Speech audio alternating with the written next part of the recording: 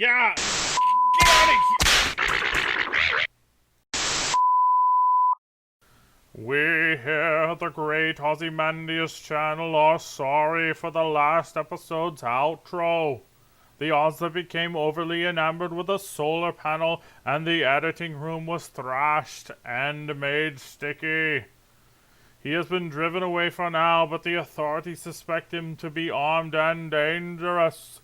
On an even stranger note, it seems that a new species was created in the whole affair. God help us all. We will now get back to our regularly scheduled program. Thank you. Yeah, I like the solar panel.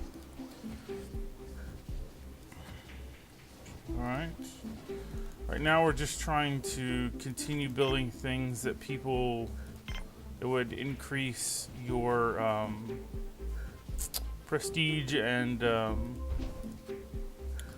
also cause people to want to live on this colony. So what I just built there was a factory. This is so we can build spare parts and semiconductors, and also you can build weapons there.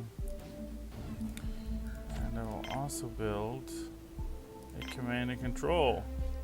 After you guys saw last time what happened when we didn't have a command and control, a little bit of a disaster.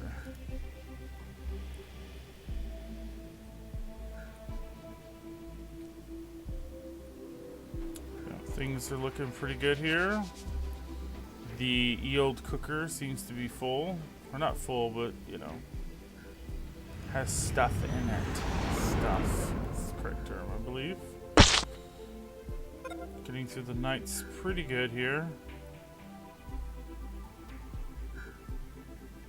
Yeah, I think that's going to work out really good.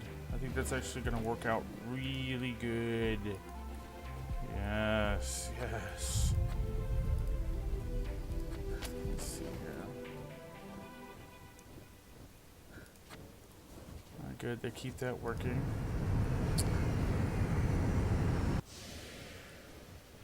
So one issue, the reason why I had the lab and the sickbay built next, or I guess like pretty early on, is because when the miners are in the mine, a lot of times they'll get like a broken leg or a broken bone or something like that, and they will slowly die from that broken leg if it's not treated. So you really need to get it in the sick bay and the lab. And the trader obviously doesn't have anything we can really. I mean, it would be nice to have some of these things, but we're not in a position to really buy anything anymore because we bought that constructor bot.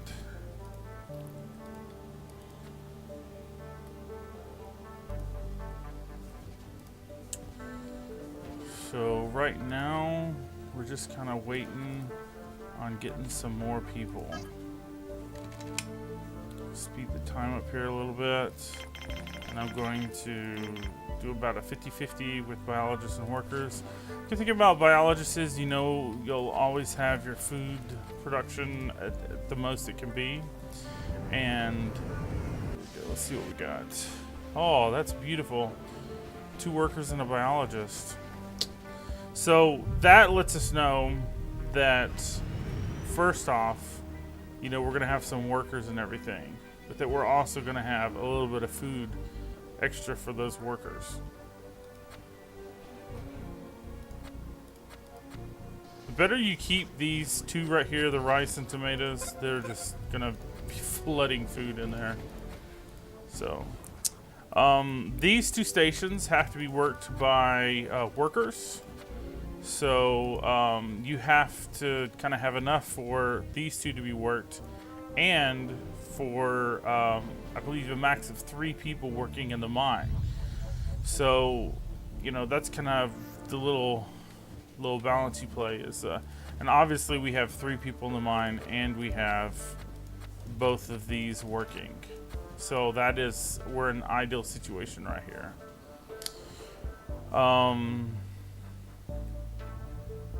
I think we're still okay on beds. I'm trying not to spend too much here. Yep, that's good. All right, we got this built. So this is the factory, and what we're going to build here is one of these, just one of these. You have to be careful; you'll overtax your engineers, and they are the engineers that work on this spares workshop. So workers won't, so you have to have. This is like something for your engineer to do while he's not building or repairing things. So you have to kind of keep it going, keep it, have enough engineers so that these are manned also. And you have to be careful about flooding a whole bunch because in order to operate this, you have to have one metal and one bioblast. So like if I all of a sudden put a gun here and then a gun workshop and then a semiconductor workshop, then the semiconductor would need a metal and a bioblast, and then the gun shop would need a semiconductor, a metal, and a bioblast. And so you can see real quick that if you're also building and using metal, then you're easily there's not going to be any metal or bioblasts for those stations. Alright, we had a little bit of power failure here. It was right at the edge of the night. One problem we're having here now is that it's not necessarily power production, but power storage. So, see if he has any metal here. He does not. Send him on his way. Clear the pad. And, let's see here.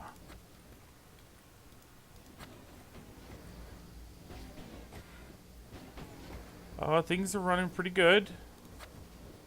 Food's continually being produced. Here again, you see the pastas. As I told you last time, you need that to prevent malnutrition. Oh, right here, I didn't explain these. These are tissue synthesizers. Just basically flesh vats, I guess. I don't know. Insert cloning technology food here. So anyway, it just grows meat in a lab, and your people eat it to get another form of nutrition. So this also prevents the infamous fork disease. Really need to get that done. What we got here? Okay, so now we actually need to kind of hold off on production here. Not production.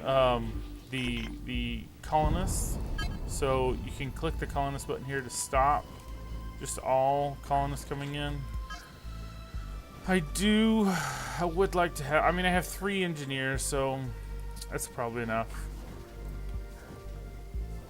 But I want to stop colonist production right now because, as you can see, we have, 7 workers, 10 biologists, 3 engineers, 1 medic. So we have enough, all right, to run this. It's we have a little bit over actually, and I want to pause all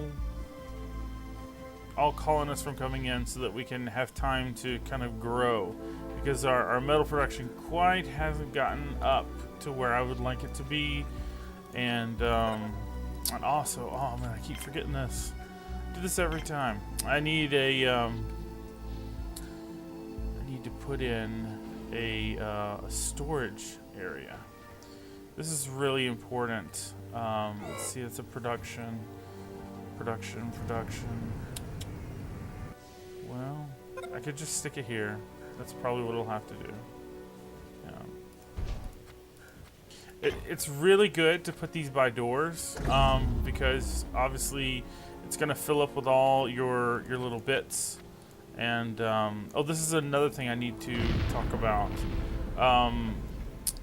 You really do want to build a storage facility as soon as possible, but you can't neglect all these other things. Like a control center, food.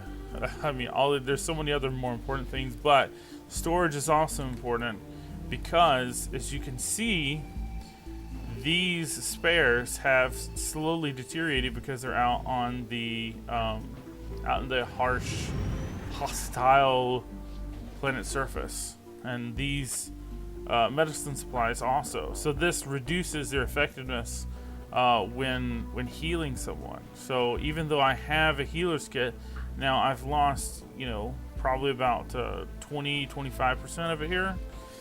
So